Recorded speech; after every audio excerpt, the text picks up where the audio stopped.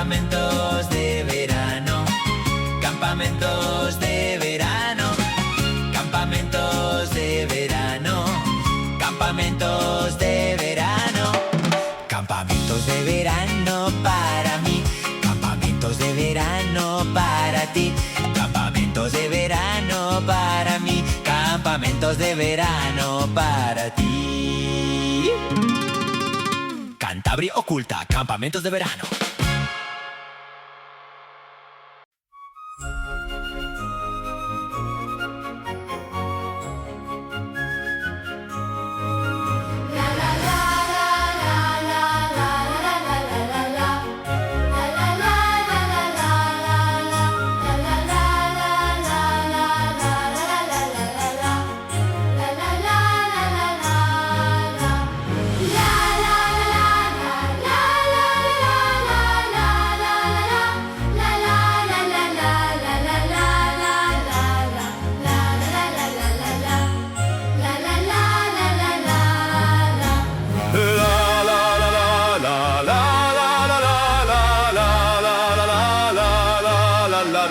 Campamento de verano con Cantabria Oculta. Campamento de verano. Es increíble siempre, ¿eh? Que no cambian nunca, que no terminan nunca los campamentos de verano, ¿eh? Brutal, como siempre, brutal. Sí, Marcos nos ha hecho ahí un gran favor, las cosas como son. Pues bueno, chicos, campamentos de verano, hemos vuelto. Por fin. Hemos tardado un poquito, que la gente, a mí ya os lo he dicho, se me han quejado. Algunos por privado me han dicho, oye, ¿habéis dicho qué tal, cuál? Bueno, pues lo que se ha podido hacer cuando hemos tenido que retrasar algún programa por diversos motivos, investigaciones que también se están haciendo. Sí, claro. Es que más en verano, pues mucha gente queríamos contar con ella, pues no ha podido, viajes familiares, vacaciones. Siempre, ¿no? Vacaciones. Pero bueno, vacaciones, yo las vacaciones las he utilizado para investigar. O sea, es verdad. Que he estado currando en todo momento. La playa ni la he pisado. Y que luego también somos un poco vagos. Eso, como nos dicen en comentarios. Como nos dicen, sois un poco vaguetes, pues ya verás el oyentes. Pues si ya nos costaba en temporada cada 15 días, imagínate en verano. En verano nos cuesta el doble. Antes de comenzar y decir los temas, quería también hacer un apunte y un matiz a los oyentes, que aparte que saben que nos pueden ver en imagen a través de YouTube, he conseguido configurar el iVoox, el Spotify, y nos van a ver también en vídeo a través de Spotify. Entonces, la gente que nos vea por esa plataforma, pues ahí nos van a poder ver también. Y nos puedes dejar comentarios que ya los sé leer. Insisto que hubo un tiempo que no. Di lo del nuevo micro también. Es que para la gente que nos esté viendo, vemos que Vizca está estrenando micro, porque estaba celosín de Toño. Un poco celosín estaba. Estaba un poquito celosín de Toño. Siempre lo he estado. Y entonces hubo ahí una ofertilla del mismo micro que tiene Toño y digo, bueno, que no le vamos a hacer de menos y le vamos a comprar otro. Y para que luego no haya peleas, porque esto es como los niños cuando se les compra igual con diferente color, porque luego se van a pelear, porque la gente, un día tenemos que grabar mientras montamos esto. Estoy seguro que si les compro del mismo color, se lo marcan o algo para que es el suyo. Una pegatina gorda. Estoy seguro que seríais capaces de pelearos por el micro. Has tenido instinto de madre en el Día de Reyes. Es como una madre, Juanra. No, pero siempre le regalaban a tu hermano la bicicleta, a ti al año siguiente, pero la tuya era más bonita porque era de otro color. La otra ya sabía pasar.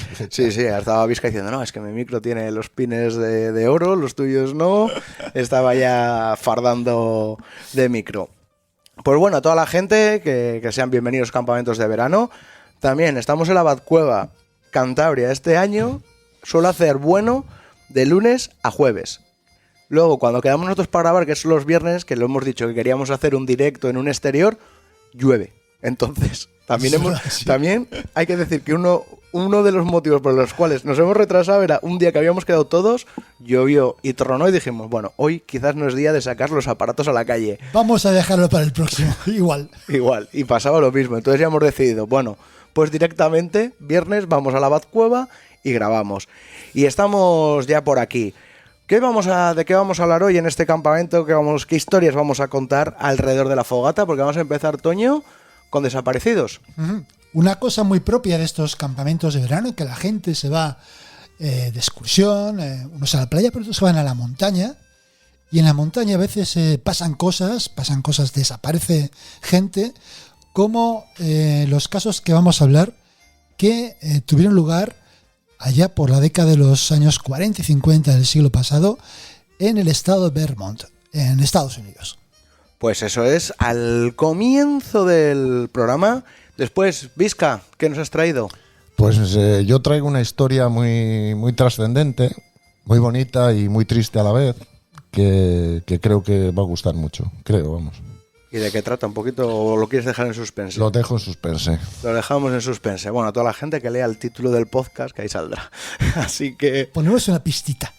Eso, ponemos ahí una pista. Y después, para terminar, Toño... Pues vamos a hablar de un personaje conocido como el hombre lobo caníbal de una localidad de Alemania, que en el siglo XVI cometió toda serie de barrabasadas. Pues eso será al final del programa y como siempre leeremos los comentarios que nos habéis dejado.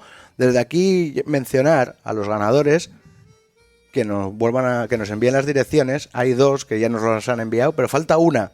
Sí, falta una, que miren los mensajes y que manden la dirección. Eso, nos la enviáis a contacto cantabriaculta@gmail.com, o si queréis a través de Instagram, también nos podéis escribir o del Facebook. Así que a toda la gente que lo necesite, bueno, sí, Vizca, si quieres, vamos a enseñar los productos que les ha tocado para que vean, se está yendo, porque el otro producto está allí en la cocina. Y sí, está en el almacén. Está en el almacén. Borrado de cocina.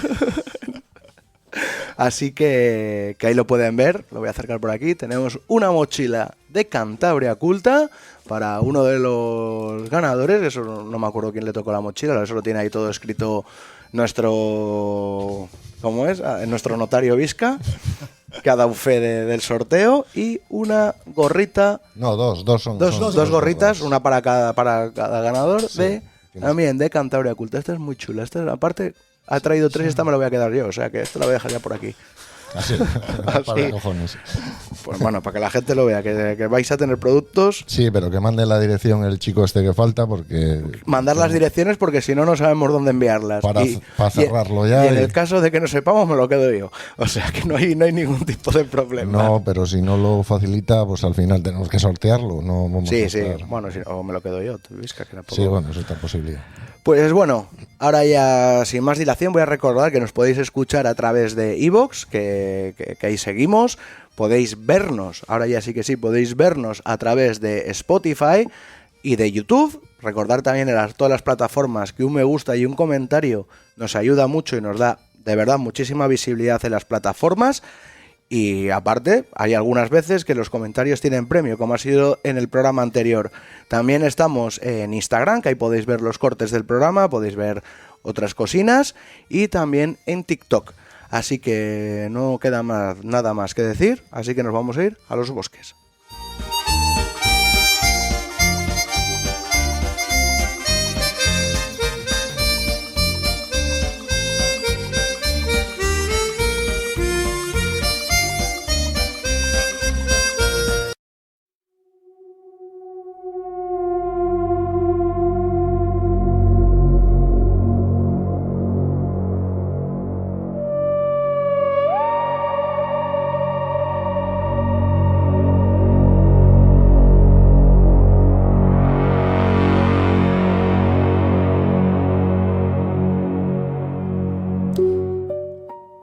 Como anunciábamos al comienzo, pues vamos a referirnos a una serie de desapariciones ocurridas en el estado de Vermont, que está en el noreste de Estados Unidos, uno de los lugares pues, más antiguos de Estados Unidos, y se denominan las desapariciones del Triángulo de Bennington, porque Bennington, digamos, es un poco el epicentro de estas desapariciones, y es una zona que está en la que se encuentra el Bosque Nacional de las Montañas Verdes, con las montañas de Glastonbury en el centro de este bosque nacional.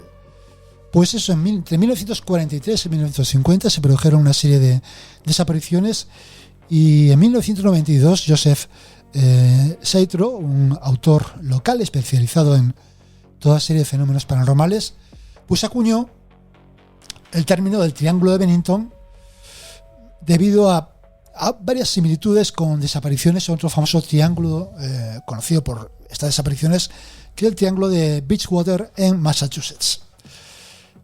Desde entonces estas desapariciones han quedado inmortalizadas en lo que es el folclore de esta localidad de Bennington. Comenzamos hablando por lo que se denomina la maldición de Glastonbury, estas montañas.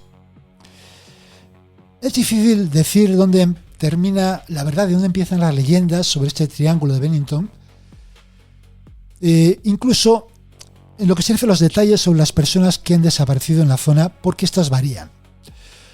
Hay algo en lo que la mayoría parece coincidir, es que antes de comenzar estas desapariciones, ya las tribus nativas americanas creían que una maldición pesaba sobre estos bosques. Debido a los espíritus vengativos que habitaban el bosque, las tribus nativas se mantenían alejadas. La única excepción era el entierro de los muertos en la zona.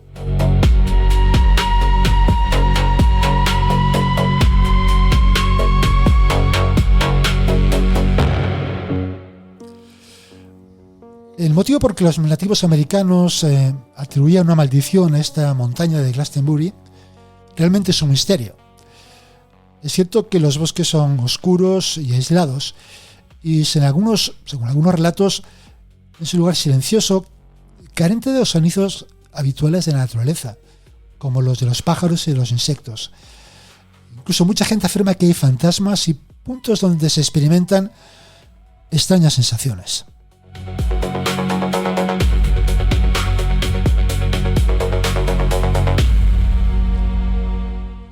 Por ejemplo, una leyenda local de estos nativos americanos hablaba de una piedra devoradora de hombres. Es decir, si alguien la pisaba, se abría y se tragaba a esa persona. Como era de esperar, algunos de los comentaristas que hablan en diversos blogs sobre estas sumideros de las montañas, hablan de que esto podría explicar la leyenda. Y otras rarezas son los llamados mojones de Glastonbury, que son montículos de piedras artificiales que salpican el paisaje. Y tanto excursionistas como exploradores no saben muy bien qué pensar de ellos.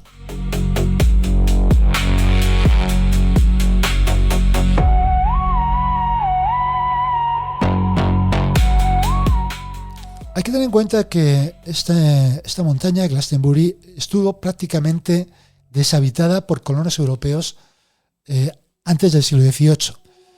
En 1761 el gobernador de New Hampshire fundó la ciudad y para 1791 6 familias vivían en la pequeña comunidad, que se convirtió en un pueblo maderero. Alrededor de 1870 llegó a tener hasta 340 habitantes.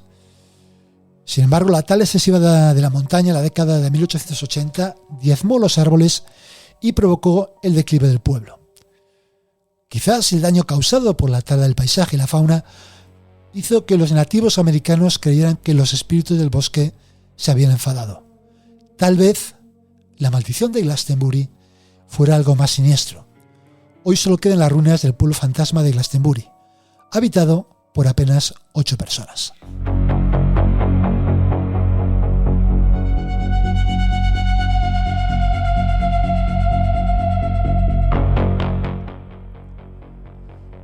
Vamos a referirnos en concreto a las desapariciones en este triángulo de Bennington. La primera es la de Carl Henrik. En 1943, Carl Henrik disfrutaba de una excursión de caza con su primo Henry a 16 kilómetros al noreste de Glastonbury. Se separaron y Carl nunca regresó. 3 días después, Henry encontró el cuerpo de Carl en una escena insólita.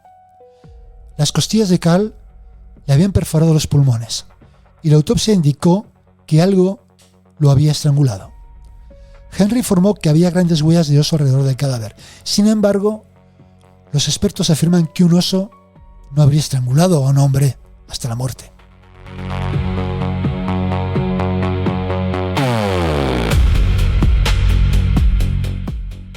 Seguimos con la desaparición de Mide Rivers.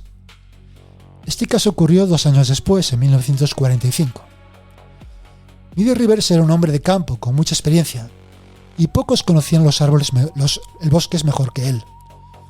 Un día, Mide guiaba un grupo de caza a un lugar llamado Hell Hollow. Cuando se adelantó, Hell Hollow significa algo así como agujero del infierno. Los cazadores se dieron cuenta de que ya no estaba con ellos, pero ninguno se preocupó demasiado. Pensaron que Rivers se reuniría con ellos con el tiempo. Sin embargo, nadie volvió a verlo, ni a saber nada de él. Tras una larga y minuciosa búsqueda en la zona, lo único que se encontró de Rivers fue un casquillo de rifle del mismo tipo que él usaba. No se hallaron indicios de ataque animal y su cuerpo sigue desaparecido hasta el día de hoy.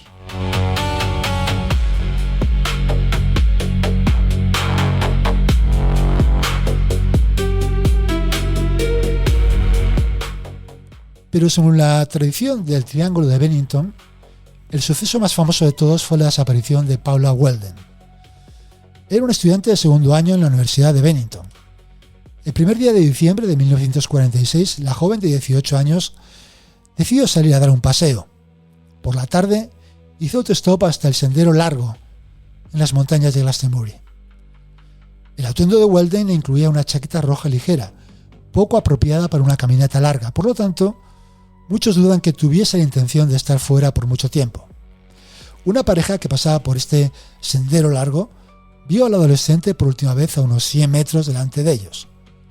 La observaron mientras doblaba una esquina, pero cuando llegaron al mismo punto ya no estaba.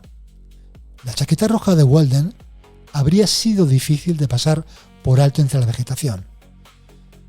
Cuando uno se presentó a clase al día siguiente, se inició una búsqueda exhaustiva. El equipo de búsqueda estuvo compuesto por aeronaves, más de 1000 personas, incluido el FBI. Sin embargo, nunca se encontró absolutamente nada.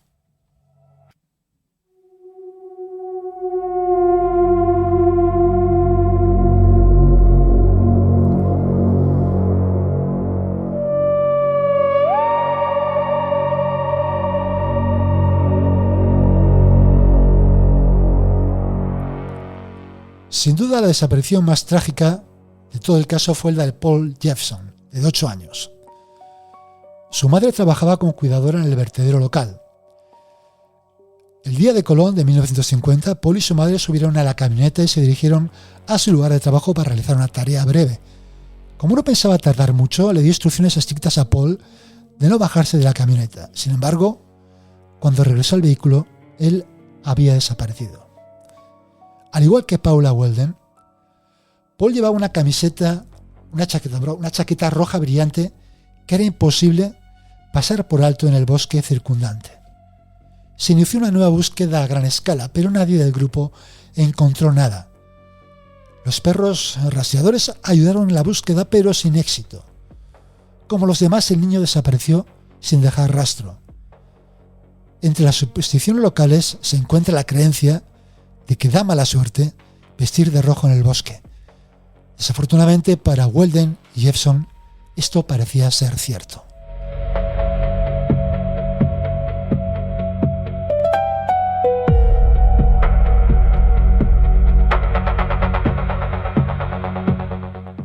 En octubre de 1950, Frieda Langer estaba de acampada con su familia en el embalse de Somerset, en los bosques de Bennington. Ella y su primo Herbert decidieron ir de excursión. A menos de medio kilómetro de comenzar su caminata, Frieda resbaló y cayó en un arroyo. No estaban lejos del campamento, así que Frieda decidió volver para cambiarse de ropa y los zapatos mojados. Herbert la esperó cerca del arroyo y sin embargo nunca apareció. Cuando Herbert regresó al campamento se alarmó al saber que no había vuelto. La desaparición de Frieda a tan poca distancia desafió la mayoría de las explicaciones. Las autoridades locales iniciaron una serie de búsquedas. Durante varias semanas el bosque fue objeto de una intensa vigilancia. Aunque su desaparición fue extraña, El hallazgo de su cuerpo resultó aún más desconcertante. Su cadáver apareció 7 meses después de su desaparición. Sin embargo, se encontraba en un campo abierto cerca del embalse, una zona que las autoridades habían rastreado en más de una ocasión. Lamentablemente, el cadáver de Frida ya se encontraba en avanzado estado de descomposición y la causa de la muerte era indeterminable. Las autoridades locales aún desconocen qué le sucedió a Frida Langer durante su ausencia.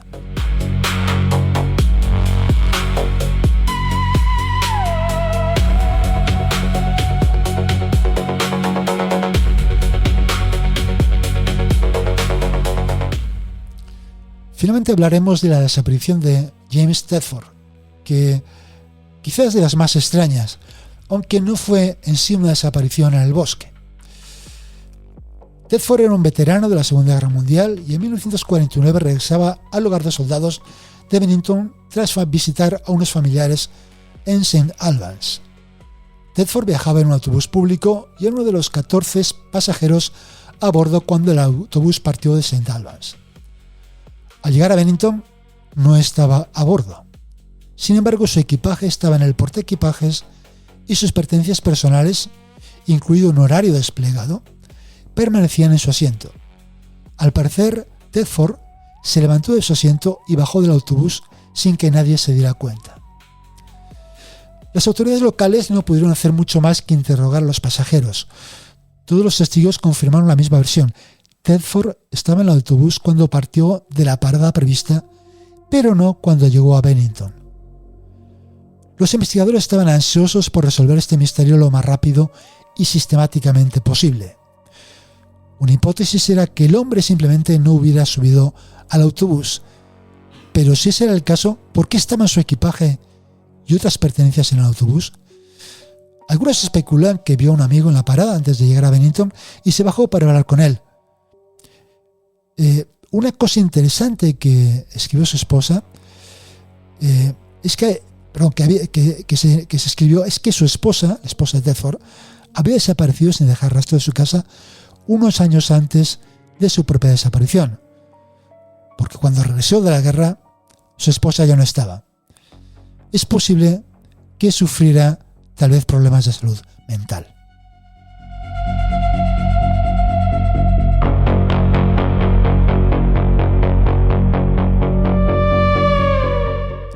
Bien, ¿qué teorías se han argumentado para explicar estas desapariciones en el Triángulo de Bennington? Se ha hablado de patrones climáticos porque hay montañeros excursionistas profesionales que insisten que el origen de todos estos misterios no es más que un fenómeno meteorológico. Dice que sugieren que los vientos repentinos en la ladera de la montaña pueden ser erráticos y cambiantes, incluso que quienes conocen bien la zona pueden desorientarse repentinamente. Esta explicación podría justificar algunas de las desapariciones, pero no todas.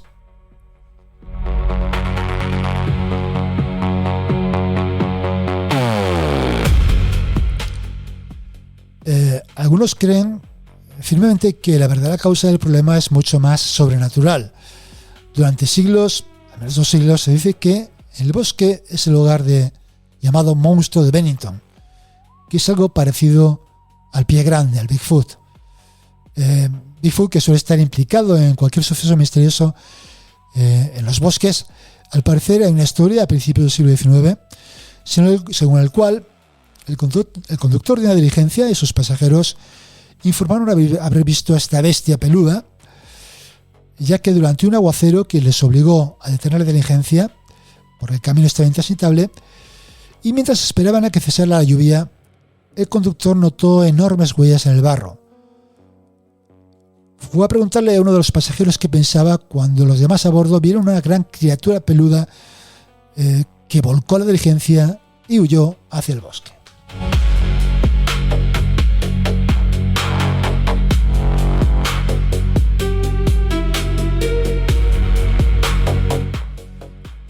Otro personaje peculiar que se incorporó al folclore de Bennington en 1892 es el llamado hombre salvaje. un hombre que trabajaba en el aserradero de Glastonbury golpeó a otro en la cabeza con una piedra y lo mató. Las autoridades capturaron al asesino y lo internaron en un manicomio. Sin embargo, escapó y se extendió el rumor de que el asesino se había ido a vivir a las montañas y se había convertido en un salvaje, peludo y desquiciado. Algunas historias cuentan que en ocasiones bajaba del bosque y se exhibía ante las mujeres de Bennington y Glastonbury. La mayoría de los historiadores dudan de que este personaje, que se llamaba Wildman, muy salvaje, McDowell, pudiera ser el responsable de estas desapariciones, ya que a mediados del siglo XX ya sería un hombre muy mayor. Sin embargo, en el folclore de la zona, este hombre salvaje o monstruo de Bennington se parecen haber fusionado con una sola criatura o persona.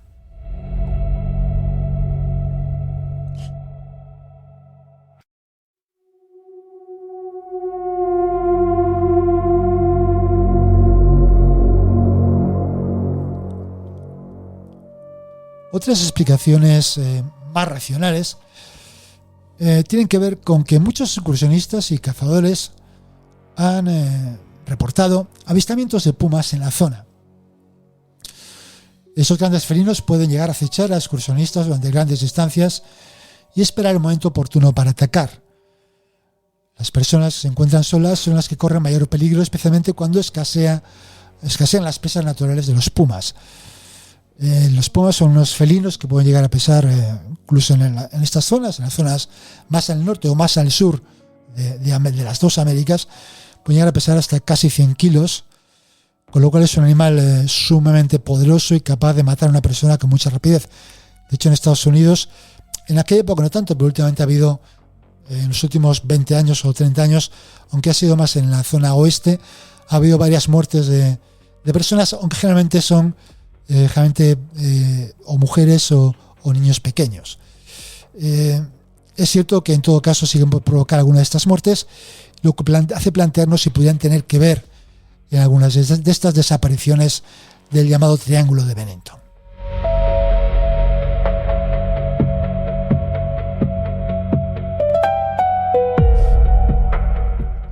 En definitiva, el clima, los pumas, el hombre salvaje o el Bigfoot son las principales teorías sobre estas desapariciones en el Triángulo de Bennington, aunque como no puede ser de otra manera, algunos teóricos insisten en que pueden ser los extraterrestres tuviera algo que ver con todo esto. ¿Cómo no? Porque se habla de avistamientos de ovnis o también de portales, de puertas a otros mundos.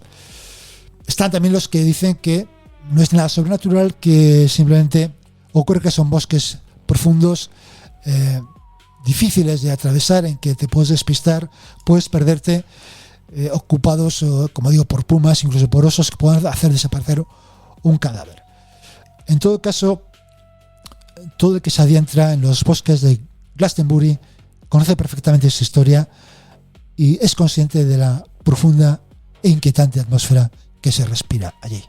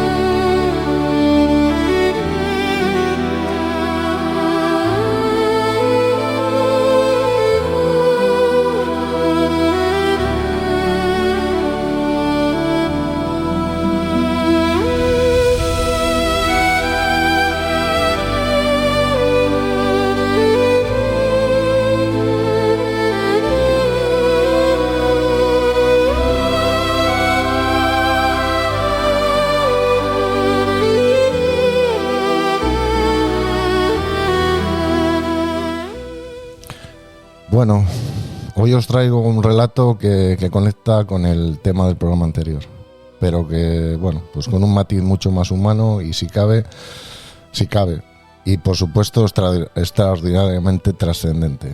Es una historia que a mí personalmente me impactó y que lo sigue haciendo, y estoy seguro que no os va a dejar indiferentes.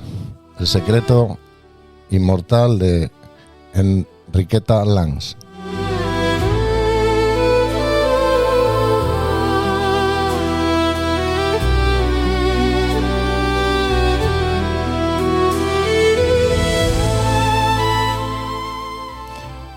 Bueno, pues si no lo había dicho antes, muy buenas noches a todos, a todes. Hoy os traigo la historia real de una mujer invisible, una mujer cuyo aliento, de alguna manera, sigue recorriendo el mundo. Viajemos a 1951, a los campos de tabaco de Virginia y a los pasillos oscuros de un hospital en Baltimore. Su nombre era Henrietta Lacks.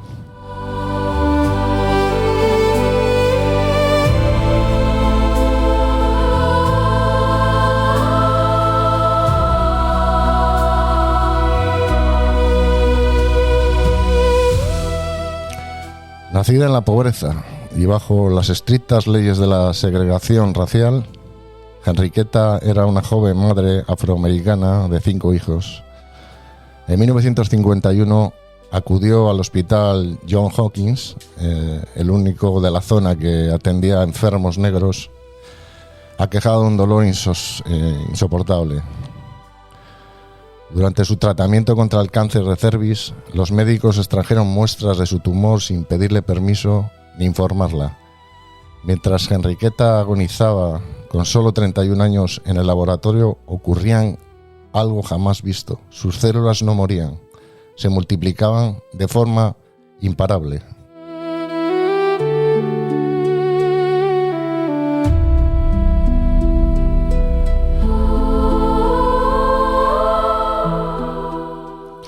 Había nacido en la línea celular HeLa.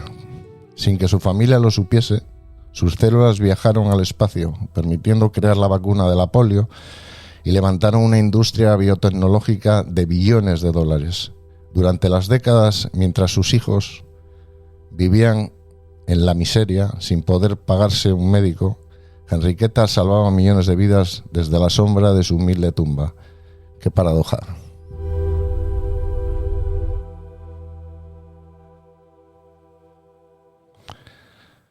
Bueno, yo quería lanzar un par de preguntas que luego, si queréis, divagamos, que se me vienen a la cabeza, ¿no? ¿De quién es nuestro cuerpo cuando la vida se apaga? ¿Vale todo en nombre del progreso? Hoy encendemos los micrófonos para contaros la historia de la mujer que venció a la muerte. Comenzamos.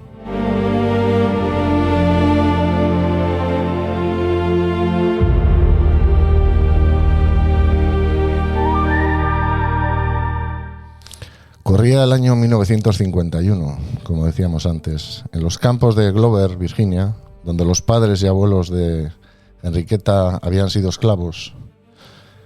Henrietta Lacks, una mujer de 30 años, marcada por un trabajo duro en las plantaciones de tabaco, sintió un nudo en el vientre poco después de dar a luz a su 5º hijo.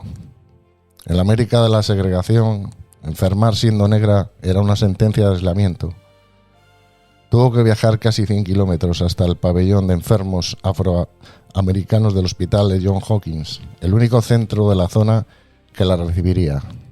Allí la atendió el doctor Howard Jones. Al examinarla, descubrió un tumor de color morado, duro y diferente a cualquier otro que hubiese visto.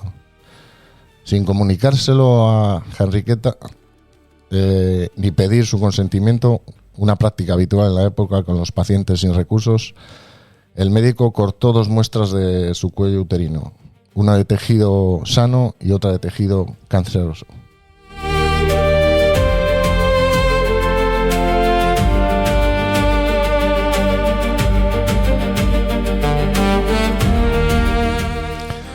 Las muestras terminaron en el laboratorio del doctor George Gay, un científico que llevaba décadas intentando mantener células humanas vivas fuera del cuerpo. Hasta ese día, todas las células morían en pocas horas, pero la muestra de Henriqueta rompió. Voy a hablar de... Es que me cuesta mucho pronunciarlo de Henriqueta. Enriqueta, que es lo mismo en castellano, ¿no? Pues la muestra de Enriqueta rompió las leyes de la biología.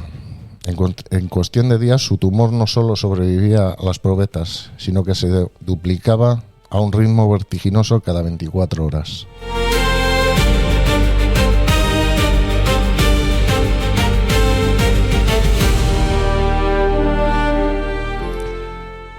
Mientras el laboratorio celebraban el hallazgo del siglo, la salud de Enriqueta se desmoronaba en el pabellón de segregación. Imaginaros. Los tratamientos de la época eran despiadados. Le cosieron pequeñas cápsulas de radio directamente en el cuello uterino. El tratamiento le abrasaba la piel del abdomen hasta dejarla negra y endurecida, causándole quemaduras internas brutales. Imaginaros el sufrimiento infernal, psicológico y físico que sufrió esta mujer. A pesar del dolor insoportable, Enriqueta intentaba sonreír cuando sus hijos iban a visitarla, ocultándoles la gravedad de su estado. Ella era totalmente consciente de que todo se acababa y a la vez inconsciente de todo lo que significaba para la ciencia su desgracia. El 4 de octubre de 1951, con solo 31 años, su cuerpo se rindió, sucumbió entre horribles dolores, pena y miedo atroz. Fue enterrada en una tumba sin lápida, bajo la sombra de un pino, en una finca familiar, mientras la lluvia borraba sus huellas.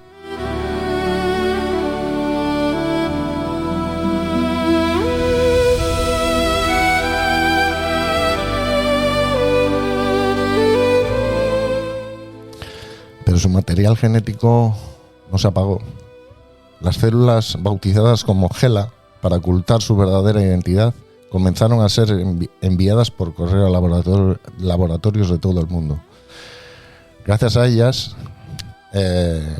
Jonas Salk logró probar la vacuna contra la polio que salvó a millones de niños.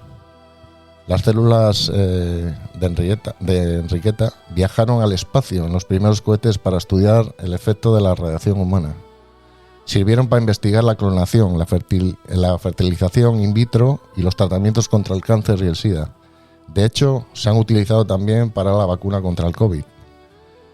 Se convirtió en una fábrica biológica que facturaba miles de billones de dólares.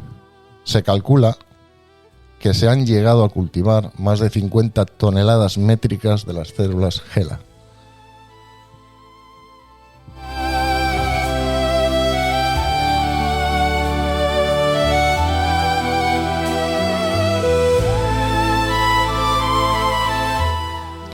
Su capacidad de replicación era tan monstruosa que las células HeLa comenzaron a convertirse en una especie de fantasma de la comunidad científica.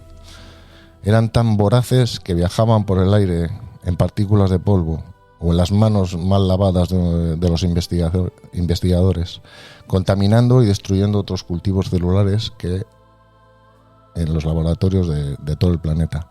Durante años, experimentos enteros fallaron porque, sin saberlo, los científicos no estaban estudiando células de cáncer de pulmón o de cerebro. Estaban estudiando una y otra vez a Enriqueta Lans.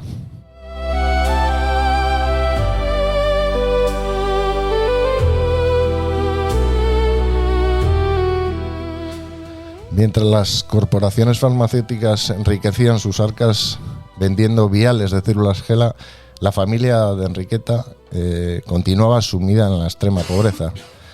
Tuvieron que pasar nada menos que más de 20 años para que sus hijos en 1973 descubrieran la verdad. Pero lo supieron de casualidad, cuando un científico les pidió muestras de sangre para estudiar el ADN de su madre, sin explicarles ni siquiera qué significado tenía todo aquello.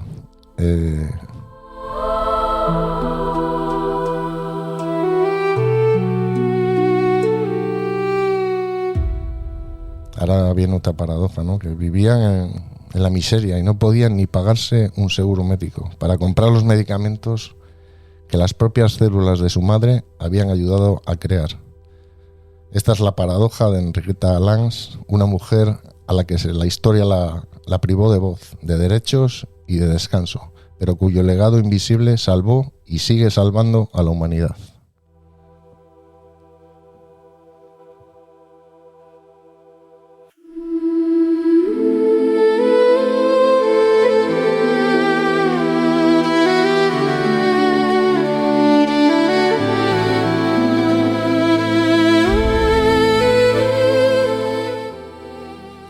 Bueno, ¿qué os ha parecido la historia? ¿La conocíais? Yo no.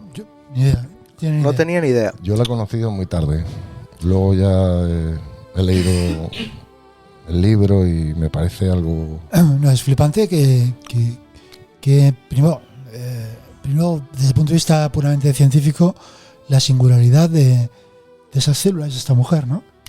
Sí. Y luego, desde el punto de vista humano,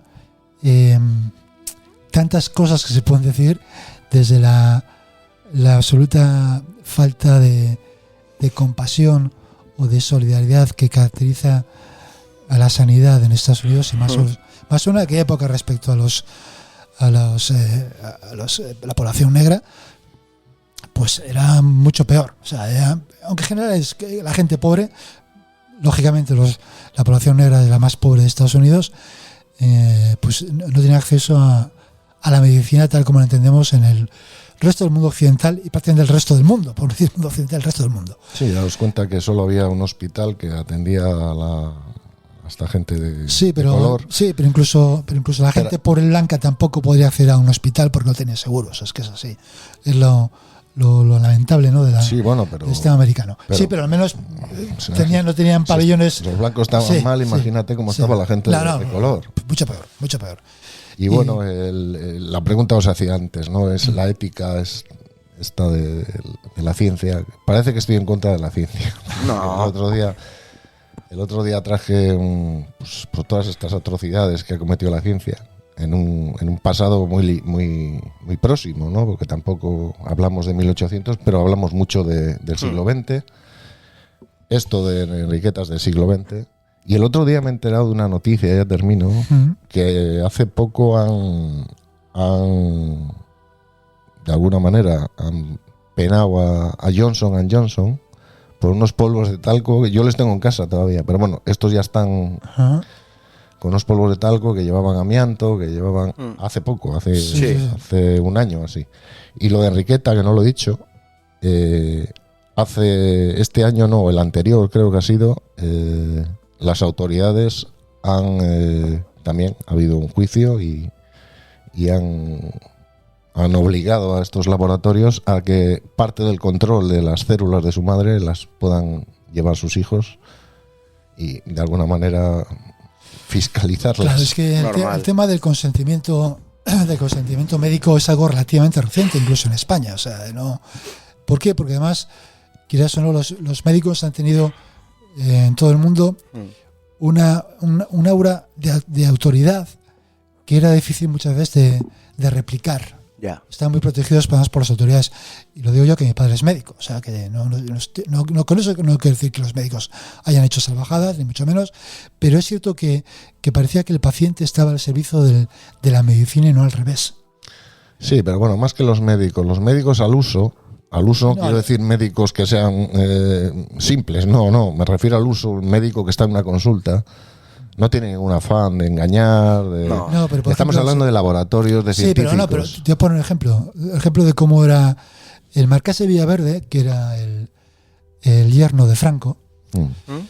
Era cirujano normal, estaba prácticamente no ejercía, se dedicaba a los negocios de la familia Franco, que eran varios y muy suculentos, pero ya por el año 69 creo que fue cuando se produjo el primer trasplante de corazón por el doctor Barnard, un cirujano sudafricano, que fue un hito, ¿no? Pues al poco tiempo, en un año o dos, dijo, le he hecho porque lo puedo hacerlo yo. Y sin tener la más mínima preparación, sin tener la más mínima experiencia, cogió a un paisano que tenía un problema de corazón grave, le hizo un trasplante de corazón, le intentó hacer un trasplante de corazón y le mató, evidentemente. Sí. Le mató. De hecho, no se volvió a hacer un trasplante, no se volvió a intentar un trasplante de corazón en España hasta 15 o 20 años después, porque no había capacidad técnica para hacerlo. Ya. Es decir, que afortunadamente esta situación ya ha cambiado, ya el consentimiento está estrictamente regulado en todos los protocolos médicos, pero es cierto que durante mucho tiempo pues ha sido un déficit, y por supuesto tienes tú toda la razón, Vizca, que el tema de los laboratorios ya era algo exagerado, y en Estados Unidos mucho más. Es sangrante. Sí, pero hasta hoy en día sí, seguramente mucho más. es sangrante. Creo que a pesar de lo que estáis hablando los dos va en la misma línea, en mi opinión no es lo mismo quizás un médico, ¿no?, que intenta hacer algo, no en este caso, que sin tener ni idea puede fallar. Pero a eso me refería yo, que es pero distinto. Pero es que ahora a mí lo que está hablando Vizca es, es los medicamentos a través de una compañía multimillonaria, esa que realmente no buscan nos van a mejorar la vida, pero realmente lo que están buscando es la pasta.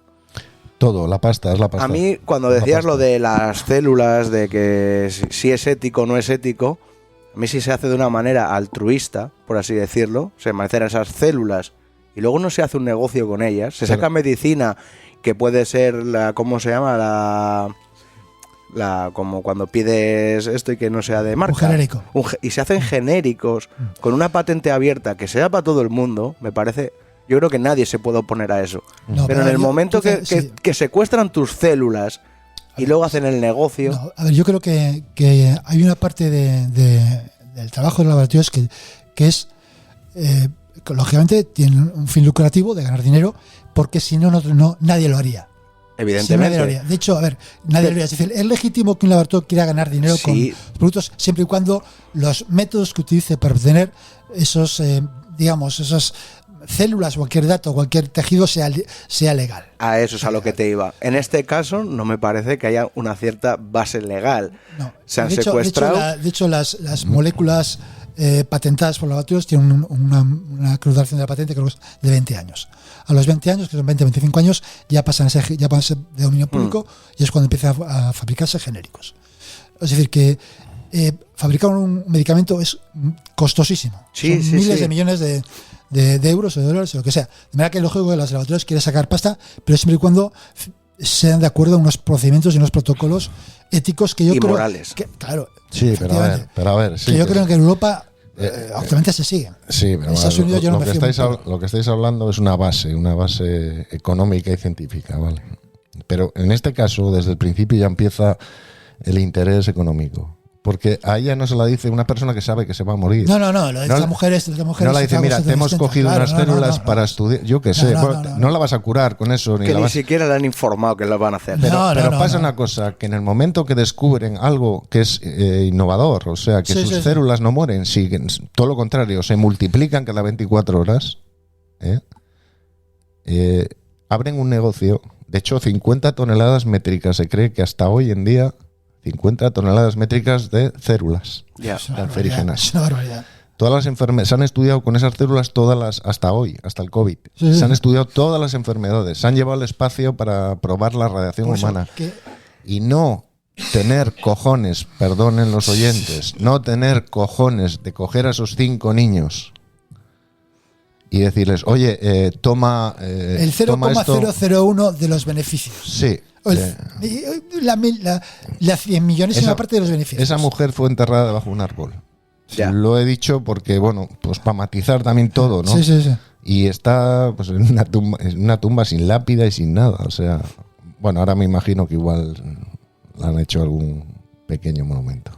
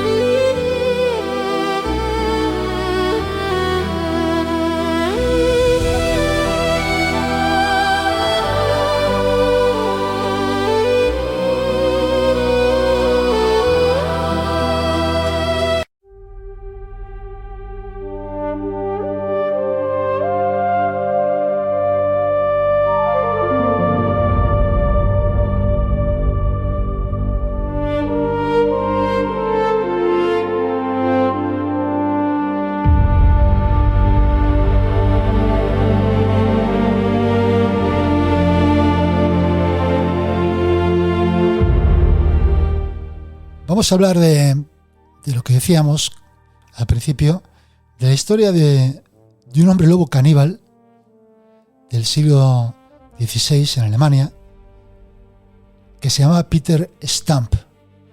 Nació en Bedburg, en Alemania.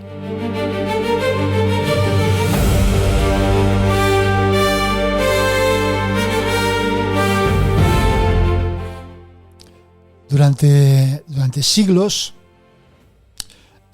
Europa estaba llena de historias de monstruos que eran reales para la gente que vivía en aquel momento.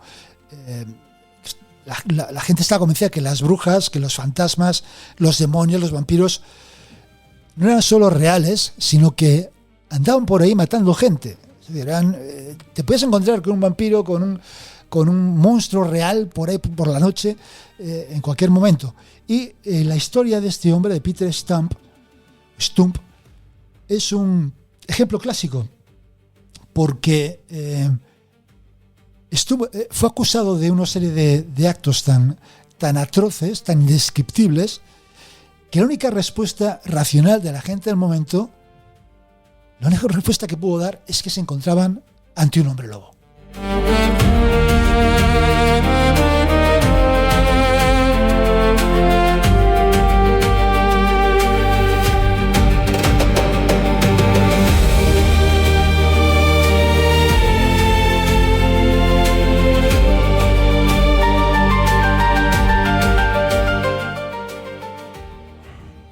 Sin embargo, a diferencia de otros relatos fantásticos, al examinar la historia de Stump con una mirada racional, paradójicamente la historia es todavía más monstruosa, porque la confesión que obtuvieron mediante tortura condujo además a una de las ejecuciones más brutales de la historia europea.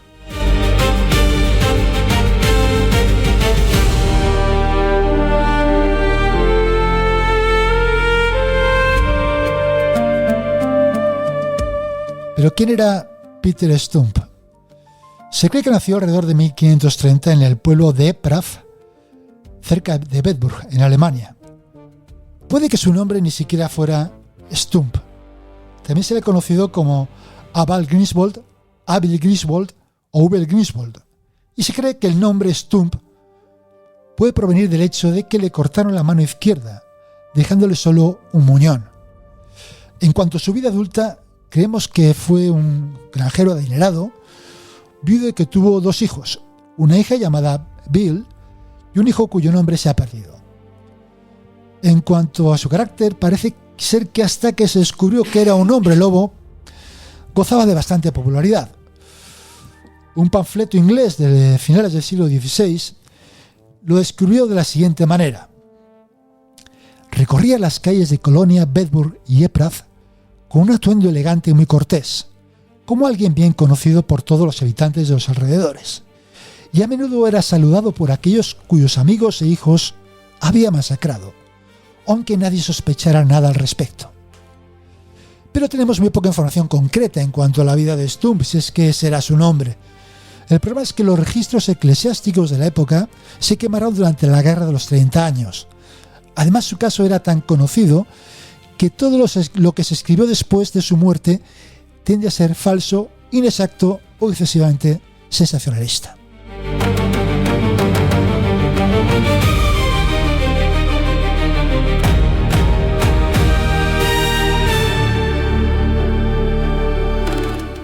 En todo caso, la vida de Stump cambió a mediados de la década de 1560, cuando comenzaron a aparecer en los alrededores de Bedburg un número cada vez mayor de ganado mutilado, con el abdomen desgarrado. Inicialmente los aldeanos locales culparon a los lobos, pero luego la situación dio un giro inesperado.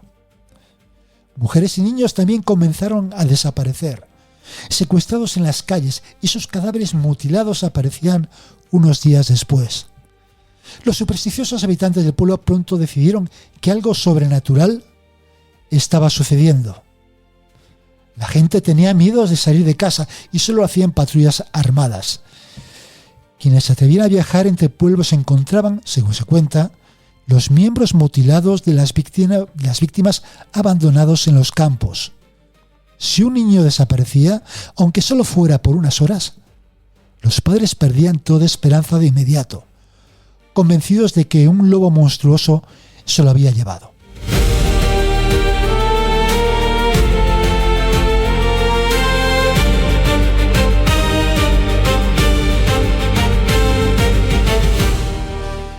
Desde luego no fue una situación fácil.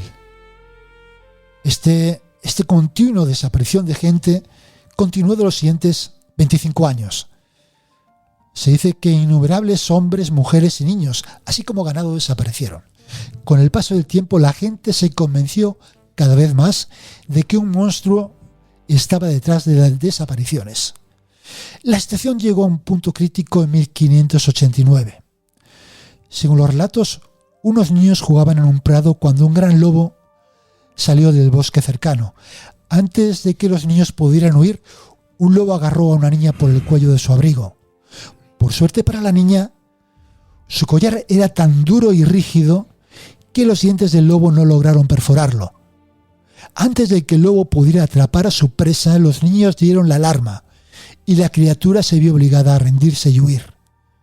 Los aldeanos persiguieron al lobo y, creyendo que estaba acorralado, lo remataron.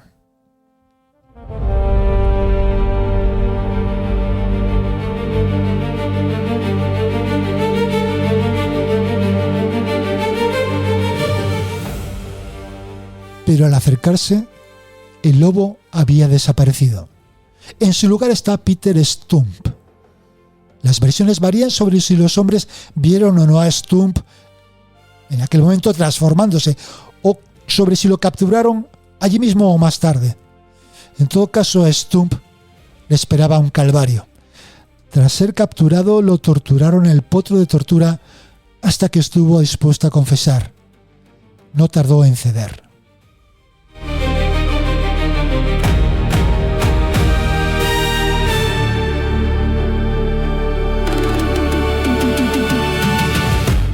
Temiendo sufrir más torturas, confesó haber practicado magia negra desde los 12 años. Afirmó que el diablo lo había recompensado por su lealtad con un cinturón mágico que le permitía transformarse en la imagen de un lobo voraz y devorador, fuerte y poderoso, con ojos grandes y brillantes, que en la noche resplandecían como fuego, una boca grande y ancha, con dientes afilados y crueles, un cuerpo enorme y patas poderosas. Stump afirmó que quitarse el cinturón revertía la transformación. Cuando un magistrado local le preguntó dónde estaba el cinturón, Stump respondió que lo había dejado en cierto valle.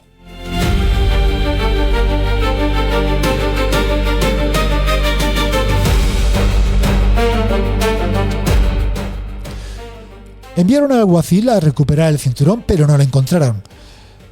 El hecho de que nunca se encontrara el cinturón, ni que la versión de Stump no coincidiera con la forma en que fue descubierto, pareció no preocupar a nadie.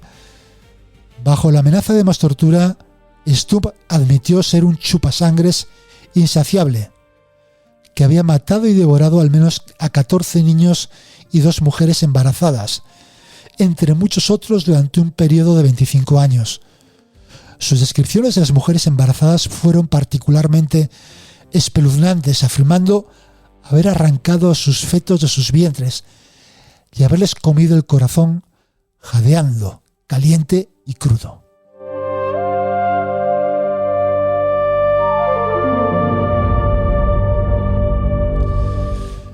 Se dice que su hijo también fue uno de los 14 niños que se comió.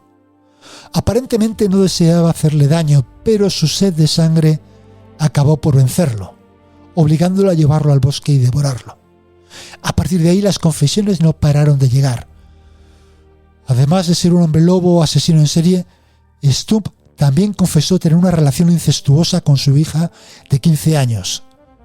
Por si fuera poco, admitió tener una amante que también era pariente lejana, lo cual la ley también consideraba incesto.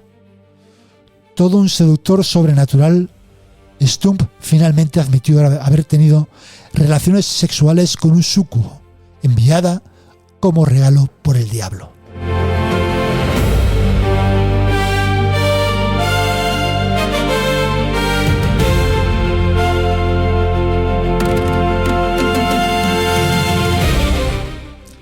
Sin duda, en el juicio a Stump no le fue bien. Él, su hija Bill y su amante Catherine también fueron condenadas a muerte. La ejecución de Stump, en particular, fue sumamente desagradable y probablemente una de las más brutales registradas. Primero lo ataron a una rueda y le arrancaron la carne del cuerpo en 10 lugares diferentes con tenazas al rojo vivo. Le hicieron lo mismo en los brazos y las piernas. A continuación, el verdugo usó el lado romo de un hacha para romperle todas las extremidades. Esto se hizo para asegurarse de que no pudiera salir de su propia tumba.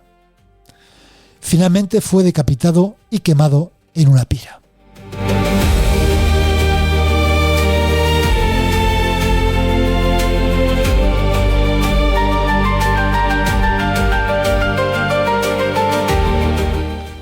A Catherine y Bill no les fue mucho mejor. Fueron desolladas, estranguladas y quemadas junto a Stump. Las autoridades locales erigieron un gran poste con la rueda de tortura en la cima, adornado con un lobo de juguete, y en lo más alto situaron la cabeza mutilada y cercenada de Stump.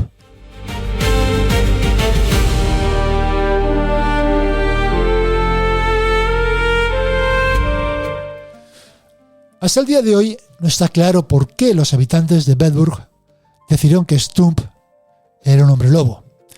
Algunos historiadores creen que es posible que Stump fuera en realidad un asesino, tal vez incluso un caníbal. Sus crímenes fueron tan atroces que la única forma en que la gente pudo comprenderlos fue atribuyéndoles a lo sobrenatural. También es probable que los rumores sobre Stump, su hija y su amante avivaran las llamas. La gente buscaba un monstruo. ¿Y quién mejor para acusar que un viudo que se acostaba con miembros de su familia y cuyo hijo había desaparecido en circunstancias sospechosas? Es posible que también influyeran los celos debido a su riqueza.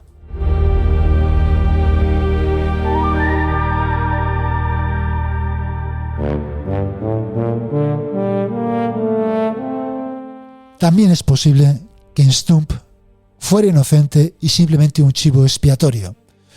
Su juicio tuvo lugar durante la Guerra de Colonia, entre 1583 y 1588, un conflicto entre protestantes y católicos. Stump era un antiguo católico que se había convertido abiertamente al protestantismo. Es posible que los católicos que controlaban Bedburg decidieron usar a Stump como ejemplo. Pero Peter Stump, o el caso de Peter Stump, no fue el único. Los juicios por hombres lobo fueron sorprendentemente frecuentes en Europa desde principios del siglo XV hasta el siglo XVIII, a menudo de la mano de las cazas de brujas, aunque los juicios por hombres lobo tendían a ser mucho menos comunes. Del mismo modo que las mujeres acusadas de brujería solían ser menos chivos expiatorios, lo mismo pudo haberle sucedido a Peter Stump.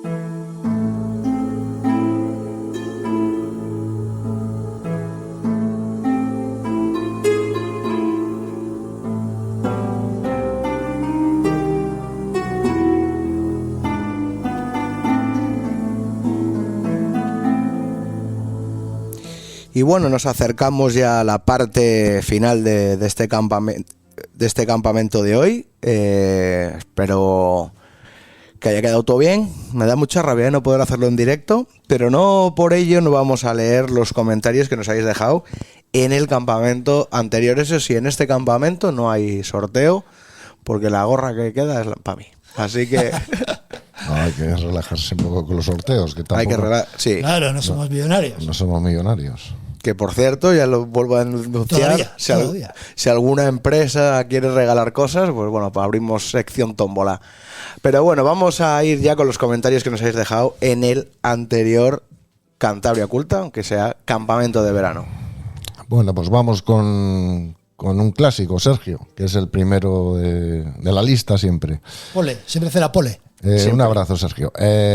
Sobre el primer tema, lo que no sé si quiere poner prodija o podía ver en el cielo eran los fenómenos atmosféricos. Sobre el segundo tema, conocía los casos y aún da para otro episodio. Hicieron muchas barbaridades sobre el último tema, cada uno tiene su perspectiva de la visión de los colores y los sonidos. Enhorabuena por el programa. Muchas gracias. Alberto Mendoza Tambor, otro clásico. Un programa estupendo, la música muy adecuada para estos campamentos de verano. Todavía me acuerdo de los cigarros mentolados de la marca Piper. Pues yo también. Muy ilusionado con el premio. Un abrazo, equipo. Bueno, ya te mandamos el lunes, te mandamos el premio. Un abrazo, Alberto. Guillén M. Hola, gracias por este primer campamento. Jeje.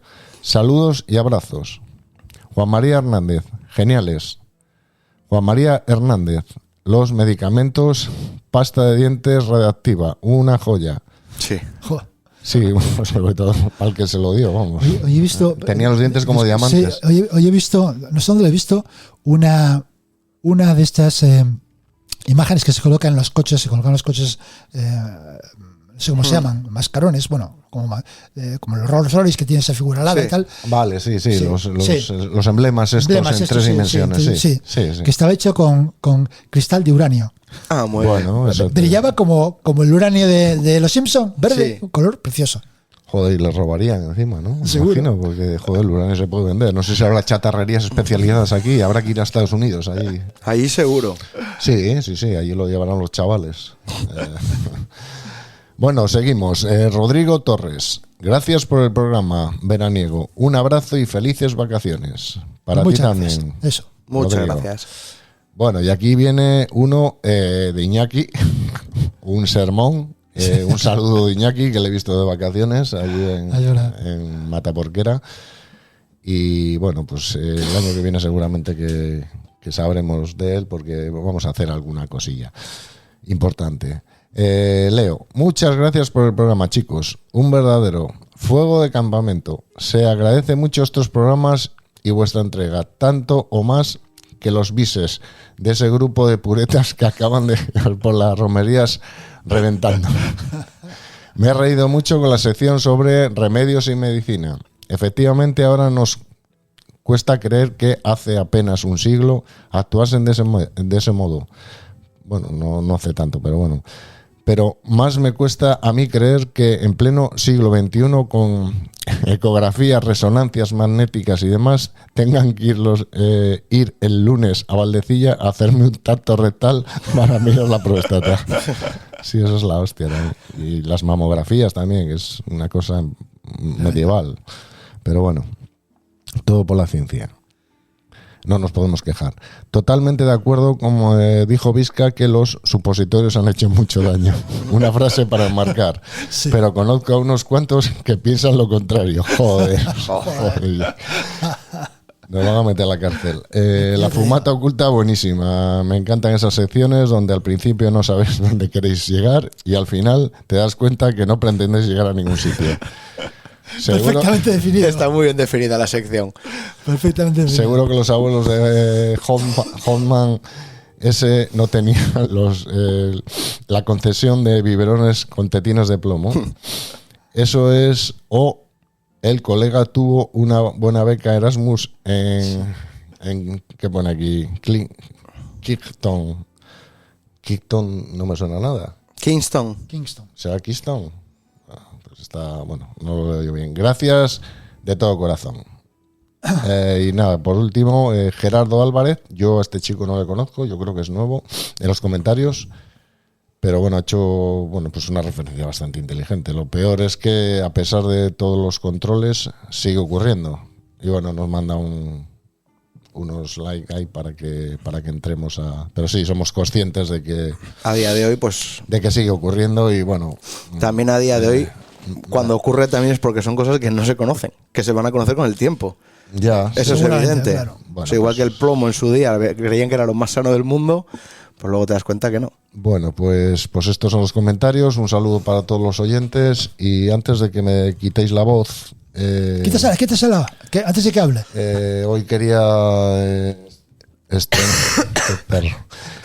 estrenar esta preciosa melodía que me ha compuesto Marcos. La cual no vamos a pagar, Marcos, que lo sepas. No, me la ha hecho a mí para mí. O sea, es para mí y ya está. Se acabó. Si me voy del programa me la llevo. Juanra me ha hecho una jugarreta porque me ha metido ahí alguna canción de Manuel Escobar también. Se ha movido solo, de verdad. Y me gustaría haberla escuchado entera, pero bueno, ya el año que viene, si Dios quiere, ya la escucharemos entera y la meteré en mi sección. Y bueno, pues luego la has tenido entera. Lo que pasa es que en un momento se ha movido. No sé por qué el programa ha fallado. Ya, pero la has reventado. Ha reventado a Marcos, o sea. Bueno, ¿qué quieres que le haga? Le ha reventado. Las próximas me las traéis de 40 minutos, así no tengo que estar dando vueltas. Hostia, es que es una melodía de 4 minutos y pico, que ya, es muy larga y es muy difícil de hacerlas, de 4 minutos y pico. Tienes que tener una suscripción muy buena. Si el programilla yo siempre le tengo en loop, y estaba en loop, y no sé por qué. Pero es que además la melodía se ha ido mitad de la charla, no al principio, se ha ido mitad. Joder, yo es que me estaba sintiendo unas cosquillitas ahí. Pues ha sido un momento, porque igual le llevabas 10 minutos y es cuando ha pasado, o sea que ha dado vueltas. Me ha roto el clímax. El clímax me la ha roto. La atmósfera, o sea, como ¿cómo era aquello? Estoy intentando tener una atmósfera poética. Sí. Pues bueno, dicho esto, vamos a despedirnos. Pues sí.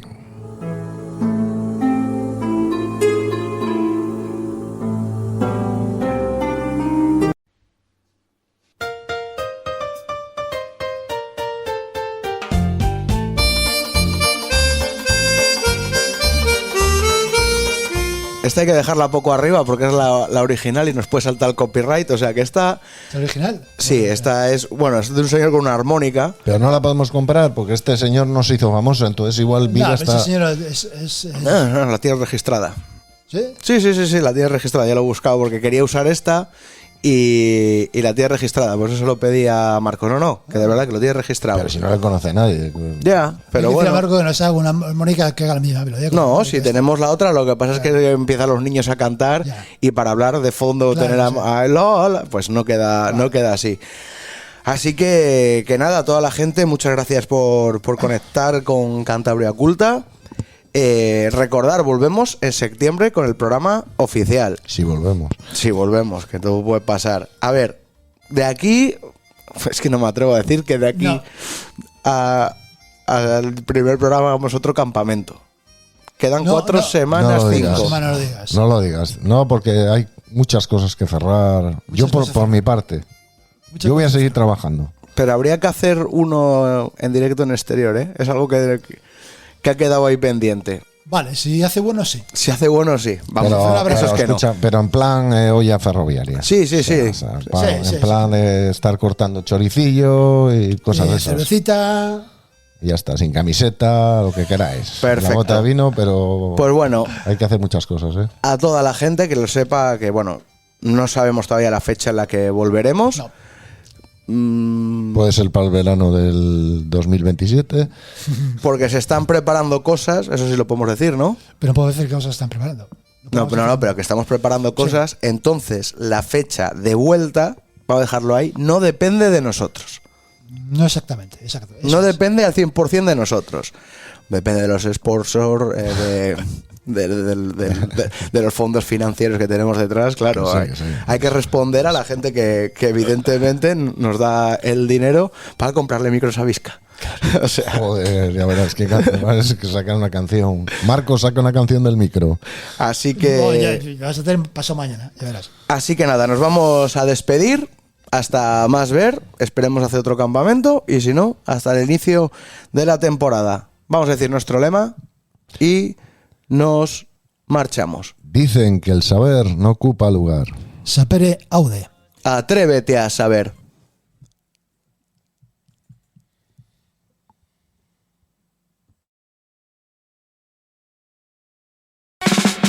Campamentos de verano, campamentos de verano, campamentos de verano, campamentos de verano, campamentos de verano para mí, campamentos de verano para ti, campamentos de verano para mí, campamentos de verano para ti. Cantabria Oculta, campamentos de verano.